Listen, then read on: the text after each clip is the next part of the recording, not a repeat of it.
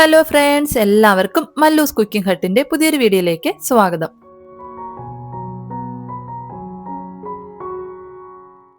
ഇന്നത്തെ വീഡിയോ എന്ന് പറയുന്നത് അവലും റവയും വെച്ചിട്ട് 10 മിനിറ്റ് ആവിയിൽ വേവിച്ച് തയ്യാറാക്കി എടുക്കാൻ പറ്റുന്ന ഒരു പലഹാരമാണ്.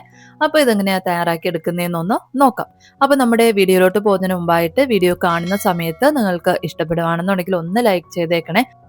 അതുപോലെ തന്നെ ചാനൽ സബ്സ്ക്രൈബ് ചെയ്തിട്ടില്ല എന്നുണ്ടെങ്കിൽ സബ്സ്ക്രൈബ് ചെയ്ത് സപ്പോർട്ട് ചെയ്യാനൊന്നും മറക്കല്ലേ. അപ്പം നമ്മുടെ ഈ ഒരു പലഹാരം തയ്യാറാക്കാനായിട്ട് നമുക്ക് ആദ്യം ശർക്കരയൊന്ന് ഉരുക്കിയെടുക്കണം. അതിനായിട്ട് ഒരു പാത്രത്തിലേക്ക് 1/4 കപ്പ് അളവിൽ ശർക്കര ചേർത്ത് കൊടുത്തിട്ടുണ്ട്.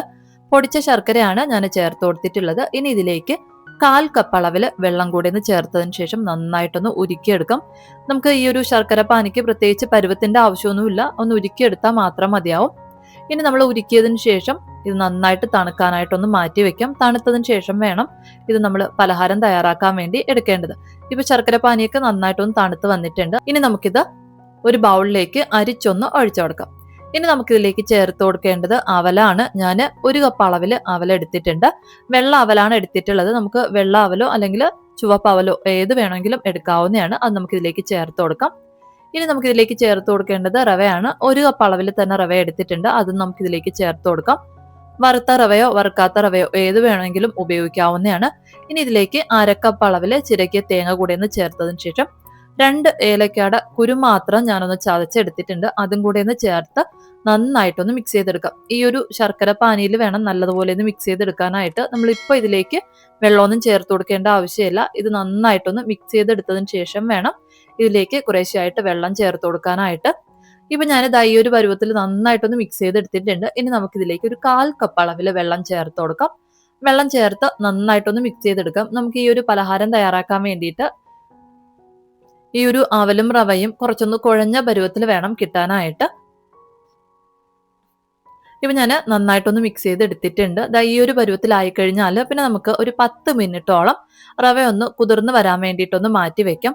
10 മിനിറ്റ് ഒന്ന് നമ്മൾ കുതിർത്തെടുക്കുന്ന സമയത്ത് റവ നല്ലതുപോലെ ഒന്ന് സോഫ്റ്റ് ആയിട്ട് കിട്ടും. ആ ഒരു സമയം നമുക്ക് കുറച്ചുകൂടി ഒന്ന് തിക്കായിട്ടുള്ള പരുവത്തിലായിരിക്കും ഈ ഒരു അവലൊന്ന് കിട്ടുന്നത്. ഇപ്പൊ ഞാനൊരു 10 മിനിറ്റ് ഒന്ന് മാറ്റി വെച്ച് എടുത്തിട്ടുണ്ട്. ഇപ്പൊ റവയൊക്കെ നല്ലതുപോലെ ഒന്ന് സോഫ്റ്റ് ആയിട്ട് വന്നിട്ടുണ്ട്. റവ നല്ലതുപോലെ ഒന്ന് സോഫ്റ്റ് ആയി വരുന്ന സമയത്ത് നമുക്ക് കുറച്ചുകൂടി ഒന്ന് തിക്കായിട്ടുള്ള ഒരു പരുവത്തിലായിരിക്കും ഈ ഒരു അവലും റവയും കിട്ടുന്നത്. അപ്പൊ ഈ ഒരു സമയം നമുക്ക് ഇതുപോലെ ചെറുതായിട്ടൊന്ന് മിക്സ് ചെയ്ത് കൊടുത്തതിന് ശേഷം വീണ്ടും ഇതിലേക്ക് ഒരു 1/4 കപ്പ് അളവിൽ വെള്ളം കൂടെ ഒന്ന് ചേർത്ത് നല്ലതുപോലെ ഒന്ന് കുഴച്ചെടുക്കാം. ഇതിന്റെ കൂടെ തന്നെ 1/4 ടീസ്പൂൺ അളവിൽ സോഡാപ്പൊടി കൂടി ഒന്ന് ചേർത്ത് കൊടുക്കാം. നമുക്ക് വേണമെന്നുണ്ടെങ്കിൽ ചേർത്ത് കൊടുത്താൽ മതിയാവും. സോഡാപ്പൊടി ചേർത്ത് കൊടുക്കുമ്പോഴത്തേക്കും നമുക്ക് കുറച്ചുകൂടെ നല്ല സോഫ്റ്റ് ആയിട്ട് നമ്മുടെ പലഹാരം കിട്ടും.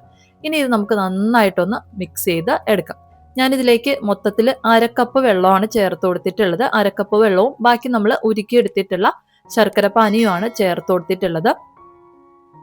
നമ്മളിത് നല്ലതുപോലെ ഒന്ന് കുഴച്ചെടുക്കുമ്പോഴത്തേക്കും നമുക്ക് കയ്യിലൊന്ന് ഉരുളയാക്കി എടുക്കാൻ പറ്റുന്ന ആ ഒരു പരുവത്തിൽ വേണം ഇരിക്കാനായിട്ട്. നല്ലതുപോലെ ഒന്ന് കുഴച്ചെടുക്കുന്ന സമയത്ത് നമുക്ക് ഈ ഒരു പരുവത്തിലൊന്ന് കിട്ടും. ഈ ഒരു പരുവത്തിലായി കഴിഞ്ഞാൽ നമുക്കിതൊന്ന് വേവിക്കാനായിട്ട് വെക്കാവുന്നതാണ്. നമുക്ക് ഉരുളകളാക്കിയിട്ടും ഇത് വേവിക്കാനായിട്ട് വെക്കാം. ഞാനിപ്പോൾ ഒരു ഇഡ്ഡലി തട്ടിലാണ് വേവിക്കാനായിട്ട് വെക്കുന്നത്.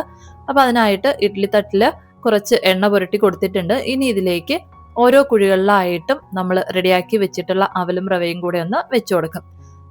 2-3 സ്പൂൺ ഒന്ന് വെച്ച് കൊടുത്തതിന് ശേഷം ഇതുപോലെ ഒന്ന് ചെറുതായിട്ടൊന്ന് അമർത്തി നമുക്ക് ആ ഒരു കുഴിയുടെ ഷേപ്പിലൊന്ന് ആക്കി എടുക്കാം.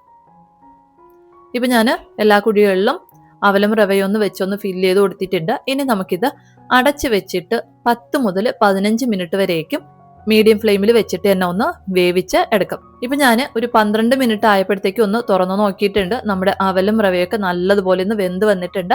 നമുക്കൊരു ടൂത്ത് പിക്ക് ഉപയോഗിച്ചിട്ടൊന്ന് കുത്തി നോക്കിക്കഴിഞ്ഞാൽ നല്ലതുപോലെ ഒന്ന് വെന്ത് വന്നിട്ടുണ്ടോ എന്ന് അറിയാനായിട്ട് പറ്റും. ഇതിന് നന്നായിട്ട് തണുത്തതിന് ശേഷം നമുക്ക് ഈ ഒരു ഇഡ്ഡലി തട്ടിന്ന് ഇളക്കി മാറ്റാവുന്നതാണ്. അപ്പൊ എന്തായാലും ഒന്ന് തയ്യാറാക്കി നോക്കുക. നിങ്ങൾക്ക് വീഡിയോ ഇഷ്ടപ്പെടുകയാണെന്നുണ്ടെങ്കിൽ ലൈക്ക് ചെയ്യാനും അതുപോലെ തന്നെ ചാനൽ ഒന്ന് സബ്സ്ക്രൈബ് ചെയ്ത് സപ്പോർട്ട് ചെയ്യാനും ഒന്നും മറക്കല്ലേ. അപ്പൊ പുതിയൊരു വീഡിയോയിലൂടെ നമുക്ക് വീണ്ടും കാണാം. അതുവരെ താങ്ക് യു, ബൈ.